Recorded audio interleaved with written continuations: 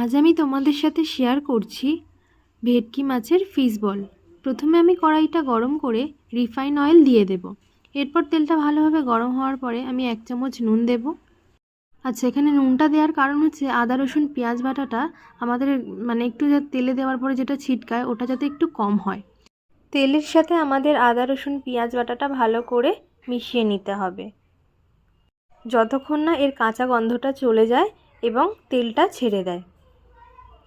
তোমরা মাছটা এতে ভেটকি মাছটা ভালো করে নুন হলুদ আর লেবু দিয়ে ভালো করে সিদ্ধ করে নেবে, নিয়ে মাছে থেকে কাঁটাটা আলাদা করে নেবে। এখানে আমি শুধু লঙ্কার গুঁড়োটা অ্যাড করব, কোনো হলুদ এখানে ব্যবহার করছি না আমি। এরপরে আমরা সিদ্ধ করে রাখা যে মাছটা, ওই মাছটা দিয়ে দেবো। এখানে মাছটা একটু তোমরা দেখতে পাবে জমে জমে গেছে, কারণ এই মাছটায় অতিরিক্ত চর্বি ছিল, সেই কারণের জন্য এমন হয়েছে। মাছটাকে আমাদের ভালোভাবে কষিয়ে দেখো পুরো জল জল যেটা বেরিয়েছিল পুরো জলটা মরে তেল বেরিয়ে গেছে।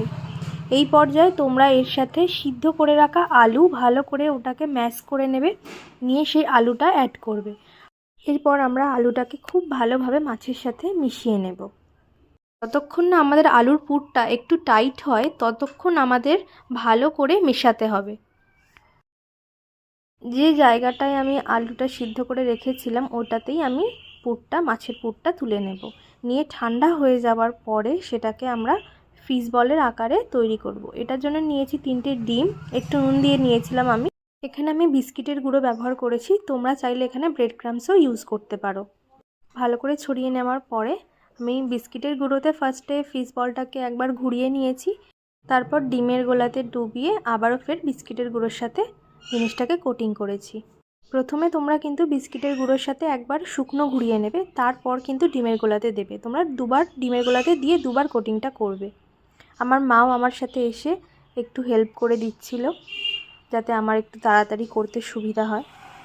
তোমরা অবশ্যই জানিও যে আমার রেসিপিটা কেমন হয়েছে, সবাই কমেন্ট করে জানিও। তোমরা ভিডিওটা একটু ভালো করে ফলো করো, তাহলেই বুঝতে পারবে যে আমি কেমনভাবে জিনিসটাকে তৈরি করছি। এরপর আমি তেল দেব। তেলটা ভালো করে গরম হওয়ার পরে আমরা ফিশ বলগুলোকে একে একে ছেড়ে দেব। এরপর আমাদের গোল্ডেন ব্রাউন করে ভালো করে জিনিসটাকে ভেজে নিতে হবে। প্রথমে হাই ফ্লেমে একবার ভালো করে তেলের সাথে মেশানোর পরে তোমরা একটু ফ্লেমটাকে লো টু মিডিয়াম করে দিলে জিনিসটা আস্তে আস্তে সুন্দরভাবে গোল্ডেন ব্রাউন হয়ে ভাজা হয়ে যাবে। দেখো আমার ফিশ বলের কালারগুলো কেমন এসেছে। এই পর্যায়ে তোমরা ফিশ বলগুলোকে তুলে নেবে।